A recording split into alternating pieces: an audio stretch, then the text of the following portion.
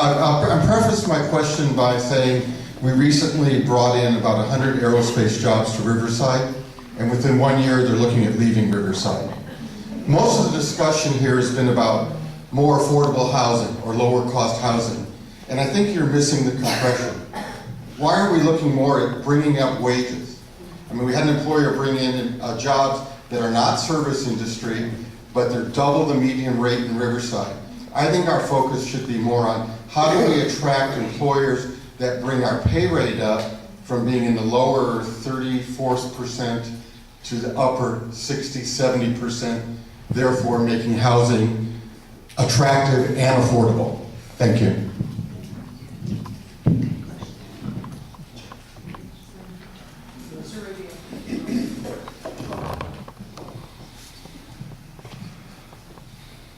Again, having lived in Riverside as long as I have, when we had Roar Industries, which was probably one of the most effective, biggest contributor besides the University of California for employment.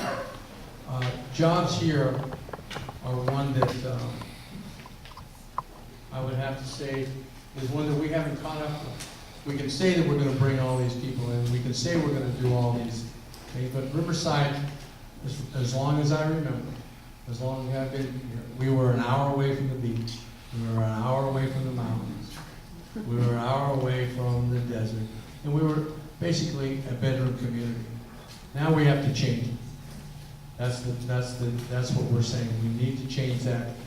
I can't give you a true answer until I see exactly the overall findings, what the city is planning on doing in this future.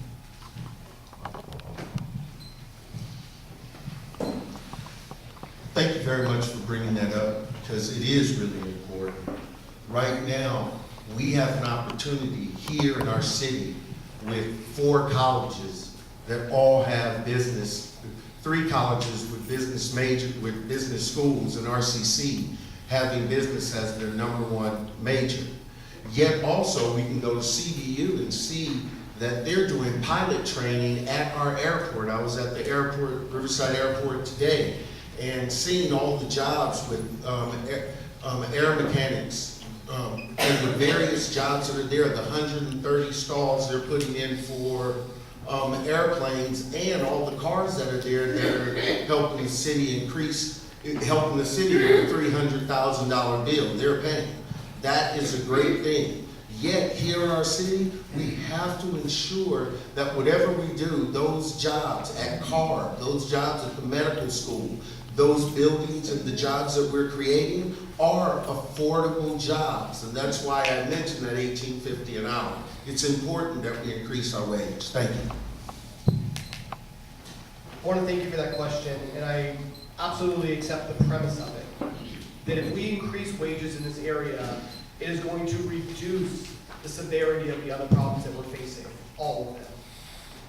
So the best way that we can solve this issue is with a plan. So one of the #1 things I would do the second I was in City Hall was to get with our economic development department and come up with a strategic job plan. One that sits down with the school administrators at all of our universities and decides what industries we want to attract to our city. What departments and what degrees are these universities trying to push? And then directing our economic development department to go out and seek out those industries that will work with that talented workforce that will be coming out of these universities.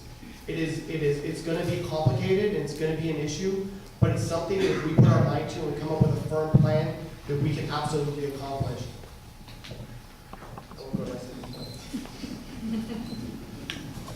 So when you say they brought in the jobs but now they're leaving, the questioning is, why are they leaving? Is it because they feel like there isn't housing? Is it feeling because there isn't a space for them to work? The city can't support those jobs.